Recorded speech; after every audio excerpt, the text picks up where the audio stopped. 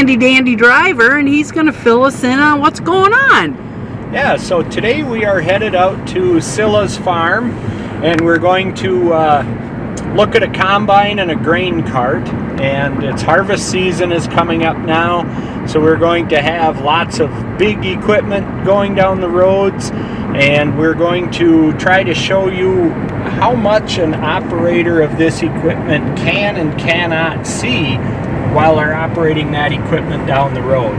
And that's important for everybody's safety. We share the roads with this large equipment. Everybody wants to get home at the end of the day to see their family, not only automobile drivers, but equipment operators also. So we need to be aware that this big equipment is out there on the road. It's traveling a lot slower than we are. On narrow rural roads, it's often taking up both lanes. And we need to just slow down a little bit, particularly as we come up over the tops of hills and around corners that we have so many of here in the driftless area. We could be face to face or coming up behind some of this large equipment and close on that real fast. And we need to be aware of that. And we also need to be aware that the equipment operators might be turning left in across a lane of travel that you may be using. Either You're killing me, man. I'm killing you. A pretty fast corner there, Steve-O. Hang on. To take a quick sidestep and say, this is an edition of the Farmer's Corner. Yay! Yay! And it's been a while since we all got together because it's been a very, very busy summer. And we want to be sure that we touch out to our viewing audience and hand out some reminders about fall safety, and then of course doing a little bit of preparation for our next cropping season. And the cropping season section can be used by all the viewers, because if you've got a garden, if you've got a yard, it's very, very important for you to learn how to soil sample and do it well. And so thank you for joining us on this edition of Steve, what show? Farmer's Corner. Yeehaw! Okay.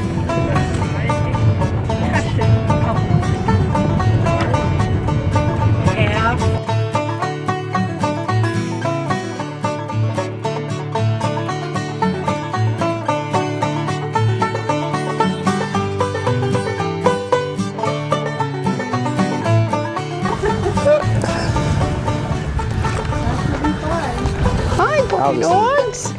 There you go.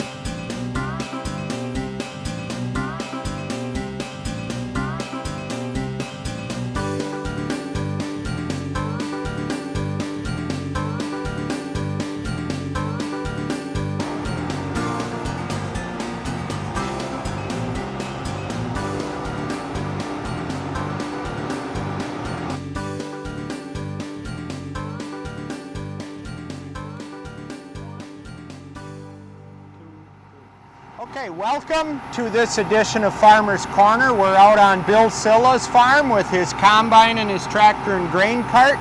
Real special thanks to Silla's for allowing us to take their time and their equipment to do this. This is going to be a safety-oriented feature, and we're going to try to show how big and how blind this equipment is that you're going to be encountering out on the roads this fall. Well, and just standing here, Steve, looking at this tire is bigger than I am. Yeah. Look at this. You know, it makes me look slim and all ready to go bathing suit weather. Yeah, right. So I'm 6 foot with my shoes on, and you can see, yeah, this tire is all of 6 foot plus. Now you drive a little car. Could you get underneath this machine? No, I could not get underneath this machine. And we don't want to try either. So a lot of tons of steel and moving parts that is in motion. Yeah. And when you're driving 55 miles an hour on a county road late in the evening when deer are jumping around all over the place, and you come around a corner or go over that knoll, right, you could be right on top of a machine this size, of which your car does not stand a chance. Yeah, and damaging this equipment, the farmers lost the ability to get their crop in, and, you know, assuming they're not hurting in the hospital or worse. Exactly. And they can't get their crop in, that's their payday. Right. Farmers get paid once, twice a year. Exactly. And you messed up their payday. So keep it safe. Slow it down. Watch for the signs. And now we're gonna show you exactly what this kind of looks like from the combine operator's perspective. Right. And the important thing, if it looks like a machine of any size is turning, don't honk your horn. Yeah. Because when we fire this thing up, I'm going to stand right here, and we're going to see how loud this baby gets. They're not going to hear you lay on your little horn. Yeah. And so a lot of this equipment, it's not going long distances on the road generally. So if you're on a narrow country road in particular, just be patient. Yeah. You know, if it's... Take your time, enjoy the scenery. Yeah. And maybe say a prayer for the farmer and all the farmers out there who are working long hours and they want to get home too. And some of this equipment will pull out wide to the left to make a right-hand turn. Yep. Making a left-hand turn, you know, they might pull over to the shoulder a little bit to the right to get aimed into the gate. Just take it easy, because give them space. You come pulling out, your car is going to impact somewhere here around the wheel, in that undercarriage of this equipment. And then it's squish. Yeah, it's squished. You're getting flown out and everything else. So just take it easy, back off. When the equipment turns in and you're safe to go around, then you can go around. Then we go around. Okay, we're going to get Nancy, our production specialist, up into the cab of the combine. And then we're going to show you what that very valued operator gets to see when they're driving down a road. Yeah. Look at Nancy scaling that combine. We need to set her up by the tire.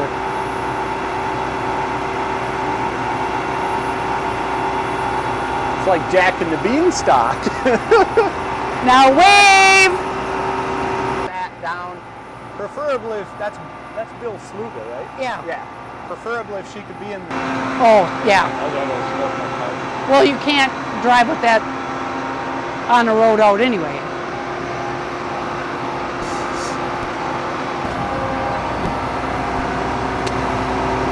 And then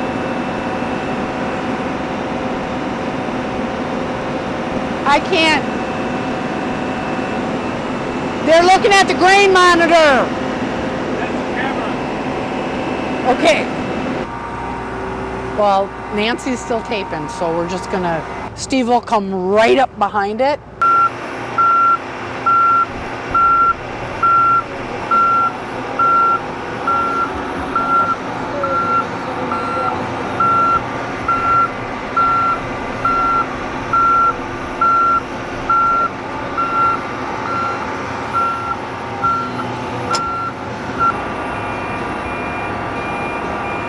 So that. Now give me the I-1 sign.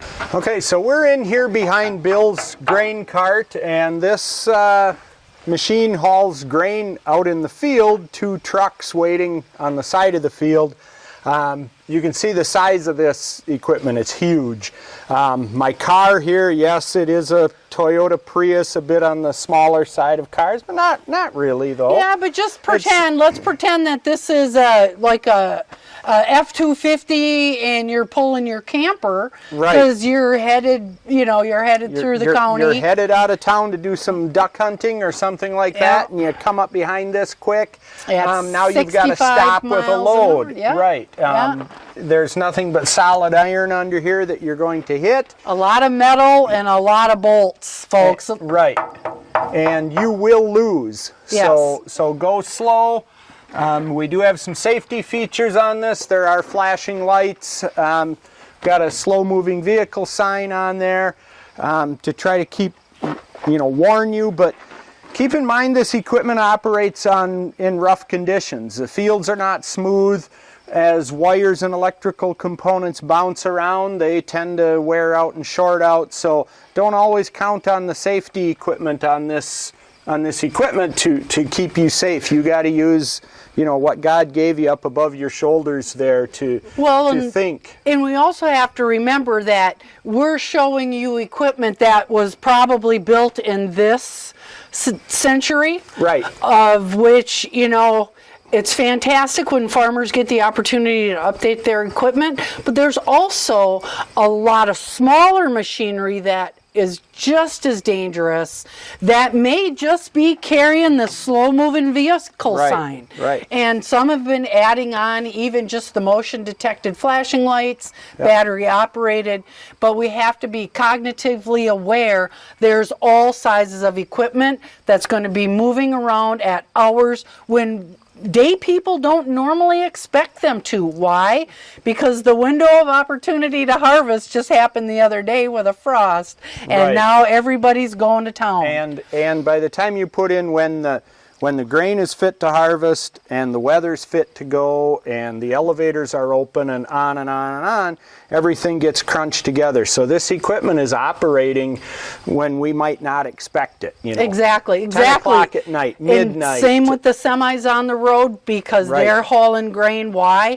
Because we all know in Wisconsin, the snow is coming. Right. And there's a lot of crops to get off the field. And you brought up semi-trucks.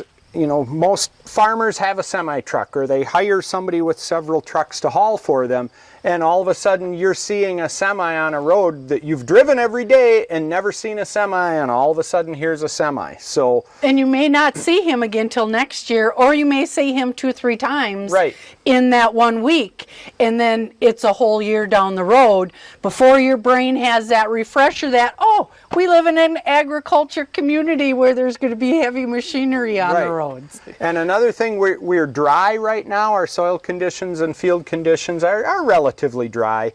But, if we get some rain, all of a sudden these big lug tires are pulling mud out onto the roads, and now we've got a slippery situation. Yes, we've got a slick hazard. So you could hit some of that mud and lose control of your car, or come up behind some of this large equipment that's pulling out of that field. You're on the mud, now you can't stop. So generally speaking, this time of year, slow down. Exactly. Yeah. Exactly. And if I remember correctly, Steve, coming in for the 3 of us to go out and do this segment today, I do believe most of our state highways are 55 miles an hour. No.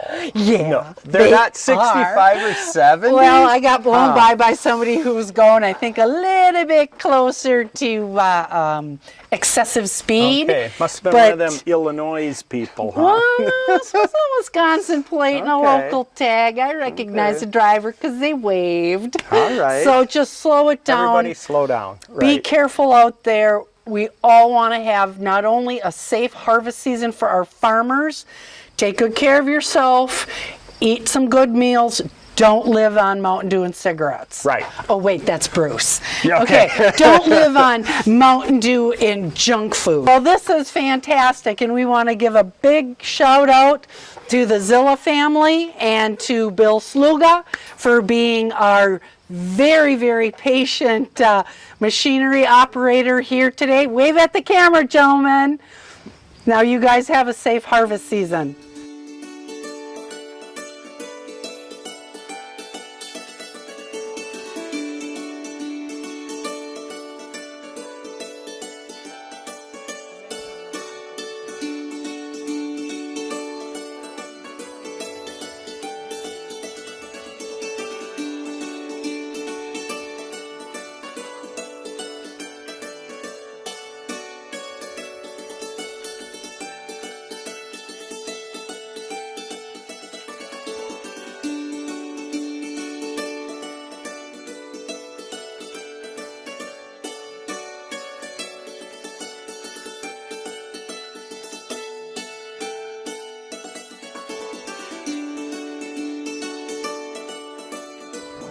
Smashed fingers. None of this stuff is we have a big barn. Well, and none of it's ever easy to put together. Yes, Pumpkin's auto body, 3-4 miles up there. Yeah, and I've rode with guys that keep the Jake on. As you're going around. This is why farming is a for live young animal. people. I'm just All this bull work. 16. Let's say it's 12. So I had one 25 years older than this that had all the lights up. Yeah. And even put, it's just, and everything's bigger, and the bridges, and I mean, if you put a 1200 grain cart behind that tractor, it wouldn't scale out a bridge. Yeah. But we can legally do 92,000 from field to first stop. Every bridge is 80,000. So when are we going to bust a bridge? Yep. They busted one over by Taylor on Ann. That was a few years, 5 years ago, something like that. I don't even remember what they were hauling, but they cracked it. Somebody cracked it, and it was shut down for quite a while. Well, That's right. If you're it's under focus. What we have here is a slow-moving vehicle sign. This signifies a slow-moving vehicle sign, and Obviously. it needs to be on the back. Yes. So if you're putting one on a piece of equipment, make sure it's on the back facing traffic coming up behind you. This is not a driveway marker, a No. mailbox marker, anything other than slow-moving vehicles. Yes, and people have been using them more and more to help the snow plows not hit the mailboxes. But it is mandatory on agriculture equipment to have this. And so for the farmers out there, get to your local implementer, your local yard and barn store, and replace the ones that no longer are reflective. Right. Because that is your way to protect you. People who have them on their mailboxes, get a different way It's against the law Yeah. for one thing to have this on anything other than slow-moving vehicles. equipment. Yes. And so if you have it marking your driveway entrance, your mailbox, you're wrong. Yes, and it you needs to need come off. Because what happens is, the more times you see this, oh, there's another one of those. Oh, there's another one of. Oh, I'm going down that road. You're desensitized. And that's signifying Fred Smith's mailbox. Right. And all of a sudden, no, it's not. It's this grain cart in the middle of the road. Yes. So if you've got these marking anything other than the back end of a slow-moving vehicle, you're wrong. Take it down for everybody's sake. There you go. Have a safe fall.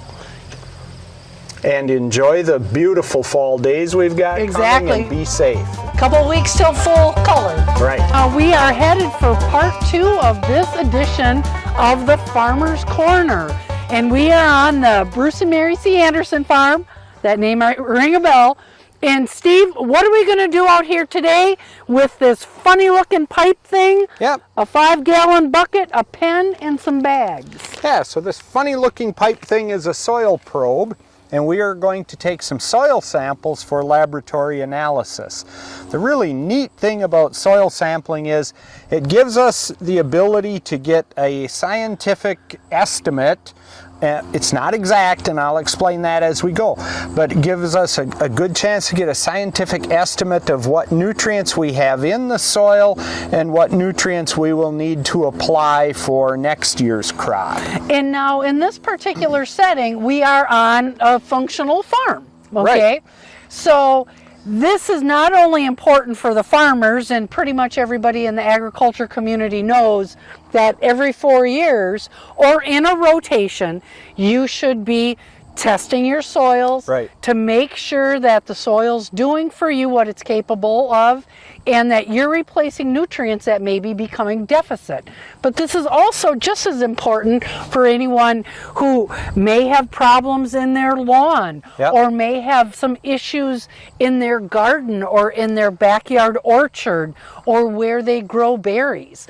And so when we take the samples in for analysis, there's a big worksheet that you fill out, so you can pick and choose. Well, you can pick your crop. Yes. And so for a home garden situation, lawn situation, there's a separate form. You can check whether it's turf, lawn, or you've got a whole host of different kinds of berries and fruits and a vegetable garden. If you're soil sampling your yard, you're going to want to have a sample from the east side of the house, the west side of the house, maybe the front yard. North and south. North and south. Get all your directions. Right. And the important thing about soil sampling, whether you're in a field crop situation or maybe a large orchard or a home situation, is you want to apply the right nutrients at the right time, at the right rates. At the right rates. Exactly. So that old idea of, well, my grass will be green if I put this out there. Yes. Every square foot of ground on this planet, and especially here in the driftless, drains into a creek somewhere. Right. And excess nutrients applied, whether it's on a farm field or a town yard, could end up in a creek, the Gulf of Mexico somewhere. And so we want to put on the right rate at the right time of the right product. Soil sampling is the best way to get to that. Well, and it's also important that we do that activity in the fall of the year. Right. Because then that way, depending on what nutrients or buffering our soils need, we have time to apply that. Yep. And then it has the winter season and the spring to become more integrated within that soil. Right. So our soil is a little chemistry factory down there. Yes. And what we need for the soil chemistry to work properly is temperature and moisture. So as our soils are cooling here now in the fall, that chemical process is slowing down. It doesn't stop over the winter when the ground is frozen. Oftentimes, our soils are only froze a few inches deep, especially in a field situation, unless we're driving over that field, applying manure or harvesting or whatever. Then it'll freeze deeper. Especially in the years where we get a heavy snow cover. Yeah, so we can still get activity in the soil and get that nutrient or that liming to adjust pH going through the winter. So it's important to sample in the fall. Now, if you miss the fall window, you can do it in the spring, but after the ground thaws out, we've got that few days, a week there where we've kind of got like liquid earth. Right. Do not soil sample then. No, because it'll skew your results. It will. Wait till things firm up. Now, if you've been sampling, say, in the spring, and you want to switch to sampling in the fall because it gives you time to get fertilizer and lime spread in the fall, it gives you a little wider window, you can move on with spring planting earlier. That's okay, you can switch, but keep in mind that you're going to have slightly different numbers in the fall, particularly in a row crop, because you harvest that row crop, you go out there and you're soil sampling. Some of those nutrients that have been taken up out of the soil are still in those corn stalks or soybean straw, whatever. They have not broken down, mobilized back into the soil. Correct. And you would pick those up in the spring Right. if you sample. So just a tiny fraction of a difference will occur, but just keep that in mind. And it's very important that we fertilize wisely, because that fertilizer expenses are one of the biggest expenses we have on the farm. Right. And even if you use a lawn care type company, you don't want them you don't want to have to pay for things that you don't necessarily need Right. to go into your yard or your garden. And it helps you make better decisions. Right. So what do you say we grab your highly scientific 5-gallon pail? Right. So I want to point out a few things also. Demonstration. What we want to do when we're soil sampling is go about 6 inches deep. And you know, there's different people say, well, I chisel plow deep, I need to go deeper. Not necessarily.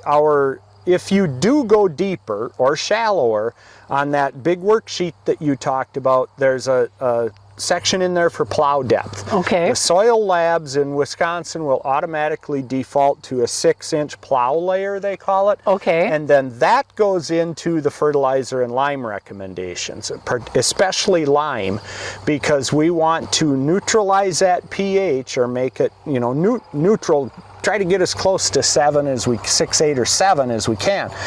So when they're calculating that lime recommendation, they're calculating for that 6-inch soil depth. So if you've sampled to 8 inches and you don't put that on your form, the pH of your soil could be different from what you're shooting for. Okay. And it will affect the lime recommendation. So try to fill out that worksheet to the best of your ability. Read over it twice before you submit it. Right. And so let's just default to 6 inches. Some people in a no-till situation, well, I've been no-tilling for 25 years. I'm going to sample 2 inches deep because that's all the deeper. No, 6 inches deep. Okay. Just do 6 inches. Fantastic. It'll stratify nutrients slightly, but in a long-term no-till, the nutrients begin moving down again. So. Okay, so we're going to go for a stroll, and what we want to do is take 10 cores in a 5-acre area and composite those, and then we're going to put 2 cups of soil into this bag. You can use a paper bag. The soil labs have actual plastic paper bags. Yep. That'll take a little bit of moisture because the soil is typically a little on the moist side. You can use the brown paper bread bag if you're sandwich bag, the old lunch bag Mom used to pack lunches in. You can use those, but if you've got, real wet soil, they can get quite soft and you'll have spilled soil everywhere. But you can use a plastic bag. It doesn't matter what you use. And for today, we're going to take 2 soil samples, and then we're going to talk a little bit about taking a composite sample that has a little bit wider spectrum that we're looking for nutrients in the soil. Right. Okay, so we're going to go for a walk, and we're going to make it look like I'm doing something. People are watching. So we want to get out of the headland area. So the headland area is the end of the field where you typically turn around. And that has a lot of compaction. It has a lot of compaction. You can get doubled up nutrient applications as you overlap and that sort of thing. So we'll get away from the headland area. This looks like a good spot to start. Now what you want to do is, if there was manure or we've got a little bit of dead plant material here, we want to just move that to the side. And your soil is very dry, Mary. Yes, it is. And I am having a very hard time getting this probe in. There we go. Good thing I'm corn-fed. Look at that. So there we are. So we're going to put this core in the bucket. And we're going to move on. Shake it. Crush it up. Right? Right.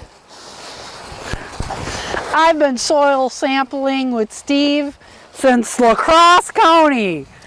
What's that been, about 30 years now? 6 months ago. Both of us were working different jobs. That's right. And we were young, too. And our hair was a different color. I don't know why my wife keeps dyeing my hair at night. She must like that. I think it's a surprise. Yeah.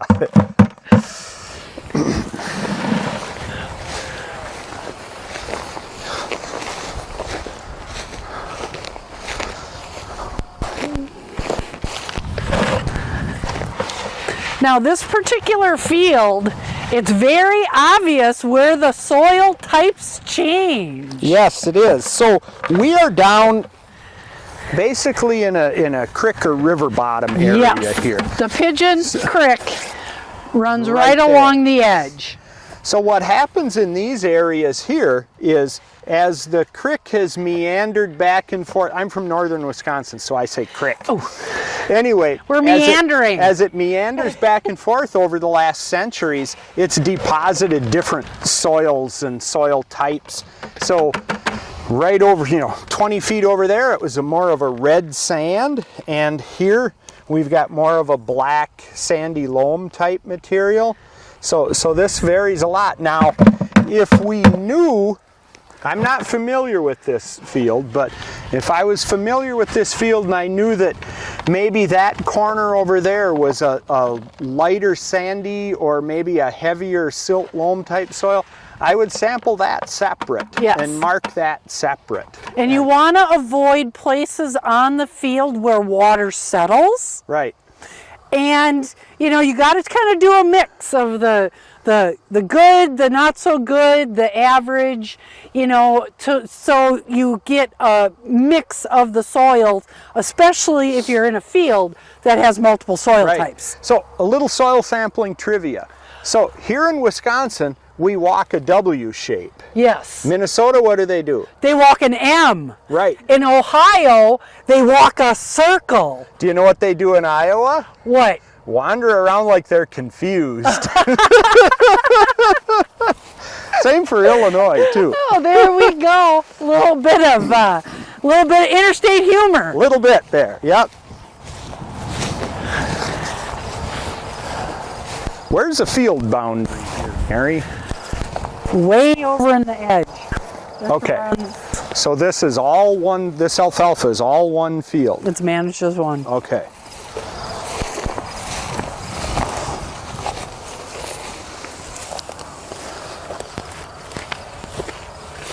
Boy, look at Steve. He's quite the handyman when it comes to doing this.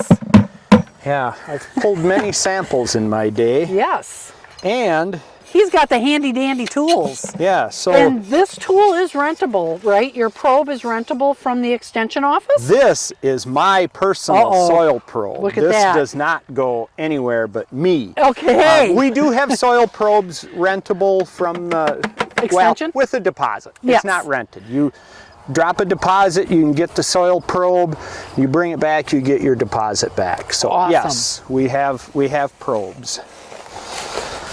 I was given this probe in the summer of 1989. Oh, so it has sentimental value. My first summer crop consulting. So yeah, and this probe is a little heavier duty barrel, and with the long handle I can go down 3 feet deep. That's for taking soil nitrate tests. Also, just if I want to explore what's below the topsoil, I've got that ability to go down. So this is... Well, it must have come in handy if you're suspecting a hard pan layer or something on those lines. Yep.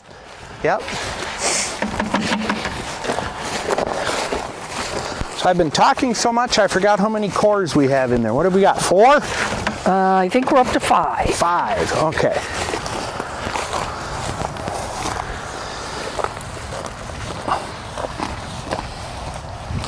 So if we had a thick thatch layer, like a well-managed grazing, and you'll see I pull my finger down like that. As you come up, you might pull up, grab some of that topsoil. So you want that, and you want it as representative as you can. But if we had and I went a little deeper than 6 that time. If we had a thatch layer from a managed grazing situation, we would want to kick that aside. Yep, and really clean off that soil surface. Yeah, and I've had different people say, no, that's my organic matter. It really isn't, and you're really skewing the results of your sample if you take, because when we look at, we look at this, and if you think it's all organic matter, you're kind of right. Sort of. Sort of. Got dehydrated first to really figure that out. Yeah, but once it breaks down in the soil, what we're measuring for organic matter in a soil is more of that stable organic matter. Correct. And that's what we're calibrated to, okay? You can get into all kinds of arguments about what's correct and everything. And soil nerds sit around and talk about that a lot. Soil nerds, that's a term we haven't heard before on Farmer's Corner. Right, but very, very little of that living plant becomes, it's like less than 10% becomes a stable organic matter. Right. So if we're punching down through that thatch layer of a 1/4 inch, 1/2 inch thick, and we're throwing that into our samples, no, that's not a good thing to do. Well, and when people think carbon sequestration, we have to go much deeper in the root profile to begin to quantify what's being sequestered. Right. So kind of two completely different sciences, different methodologies. Yep. And we're headed this way? Yep, we're headed this.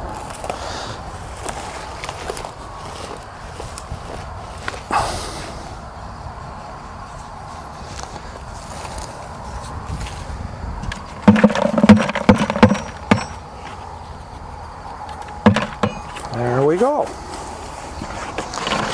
So if you had large acreages to do, you would use a ATV, UTV, pickup truck, whatever, to scoot around the field and take all these cores. So you should be able to do 40, 50, 60 composite samples in a day.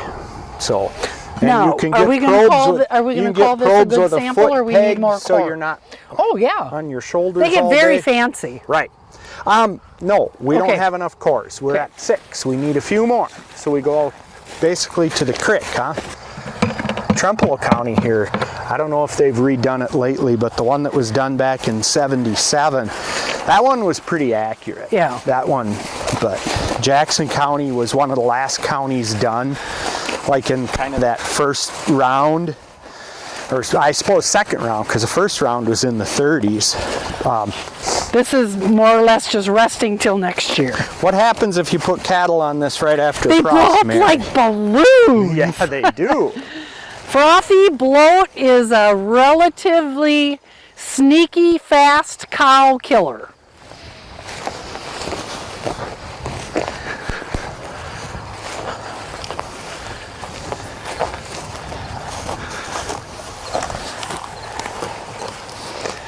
And now, as soil sampling technology has evolved, we are doing this on a small scale, Right. but there are crop consultants out there that actually do what's called grid sampling. Right. And that's tied into a map and GPS. And essentially, you make a little polka dot square on your field in a grid pattern, just like you would on graph paper. Right. And you soil sample all those points. And your laptop, tablet, whatever, tells you where to stop and take the sample, because we're just kind of wandering around. We're making the here. W. Yep.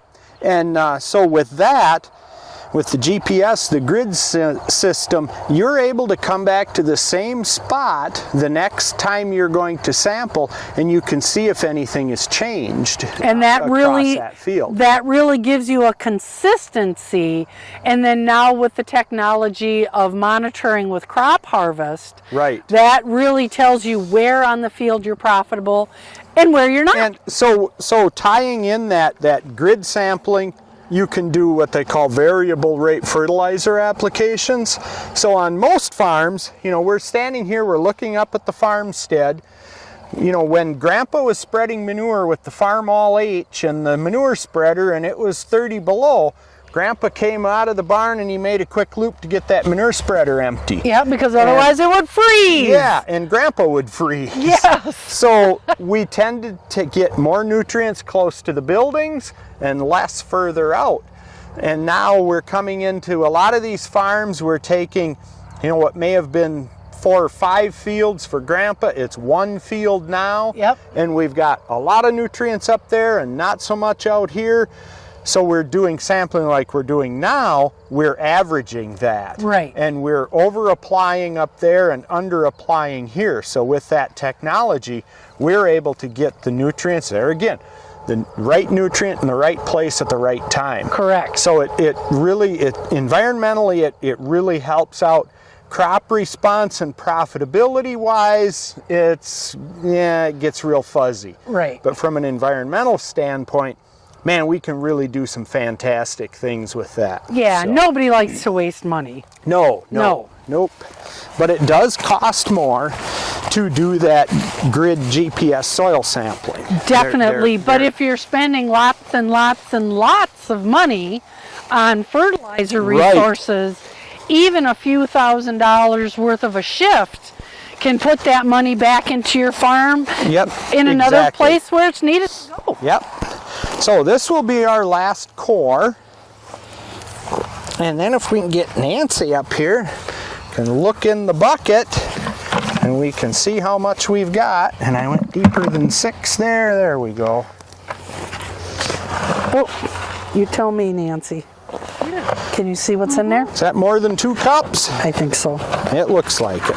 Now I just have to finish crushing. We want to crush up all the little soil chunks. Yeah, this farm seemed to be right in between the bands of the rain. Yep, right. And this is a lighter soil. This is a sandy loam. Yep, Whereas the hillsides are silt loams, yep. as are most of our farms. Yeah. And that's typical here in Trempealeau County and a lot of the driftless area. This bottom land can either be real rich, dark, heavy Mud. soil, mud almost, or it's the sandier soils. So we want to label the bag, put our name on it, and field number, sample number, something that makes sense to us. When we turn it into the lab, then they'll Here it is. sample it for us, email or snail mail the results back to us. And then we can go to our agronomist, whoever does our fertilizer applications, and we say we want this, this, and this applied and at this rate, and we're good. And what we're going to do is we're going to take and put some of that in here, and then we're going to put some in our composite bag. I'll just get rid of that. I've been doing this by myself for so long, Mary. Look at I that. normally don't use a 5-gallon bucket, but... And it doesn't matter if we spill some. All we want is about... it's a generous 2 cups. We can have more than 2 cups, and then the rest of the soil you want in that bag. Okay. So what's the idea of doing the composite sample? This is going to be a composite sample, and if you haven't added micronutrients Okay. that may affect what you're trying to do with your cropping program, especially because some of our sources have changed. We no longer get sulfur Right. from the air. We used to get sulfur when our air was a lot dirtier. We would get sulfur from the air, and now we don't as much. And so micronutrients like boron and sulfur, they shift. Sure. Calcium, magnesium. Remember, the soil is a very complex network. If you knew your chemistry, remember your chemistry teacher, many of those things are in the soil with plus charges and minus charges. And it's good to recognize, if you haven't done anything special with micronutrients, to take a composite sample as to what your farm might need. Right. Manure is a very good source of micronutrients. And a lot of if folks you've- don't take credit for manure. Right. So if you've got a history of manure on your fields, yeah, you're probably doing pretty good on micronutrients. And they're called micronutrients for a reason. They need them. Plants need them, but need them in really microscopic amounts. Exactly. Ooh, we've got somebody living out here. Ooh. Is it a fox? Is that Bucky Badger? It might be. Oh, Look Bucky, at the reach down there and see I'm if you not can pull reaching him down out. there. There's poop. If somebody's good at identifying wildlife, poop. Somebody's got a hole. Everybody needs an apartment. And you can see here this soil that this animal has dug up. This is sand from down below. So this is another reason why these soils tend to be a little on the droughty side. This is down probably at a foot or two of depth. This is some nice red sand. Yep. So out in western states where they're covering very large fields and arid and semi-arid conditions, they will put soil probes, hydraulic soil probes in pickup trucks, and then you have the weight of the pickup truck to push down through into the dry soil. Wow. So that we could use that in this field, and I would have been able to sample wherever I wanted to. So Okay, let's take a look at this, and you'll see this soil here is a little bit, it's got that iron ore look. And as you get closer to that drop off, it gets redder and redder and redder. right over here, we're coming down a little bit of a slope here, but we want to stay out of that very low part there, because that's going to be higher organic matter and different nutrient profiles. Because that's where the water settles. Right. Yep.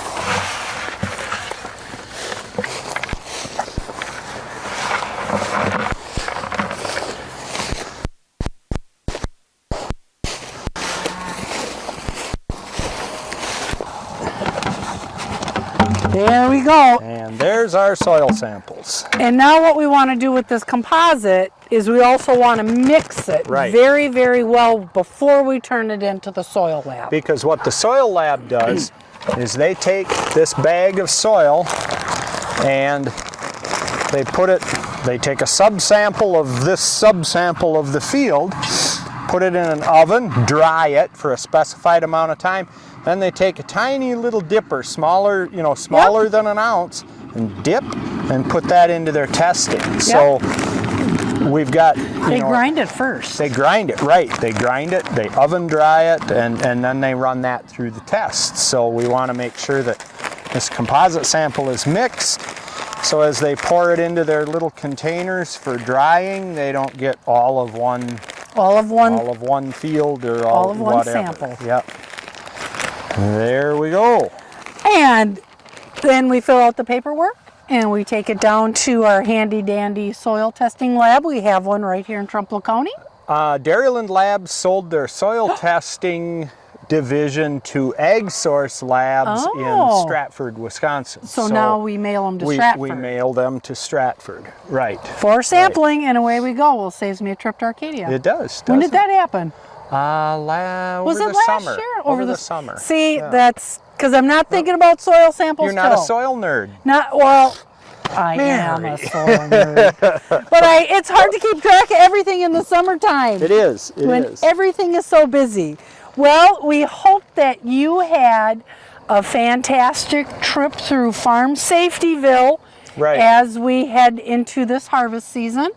And we hope that you can get your soil samples tested for your garden, your orchard, your fruitery, or your farm, so that we do a better job with applying our nutrients. Right. So thank you for joining us on this edition of Farmer's Corner. And we'll see you next time.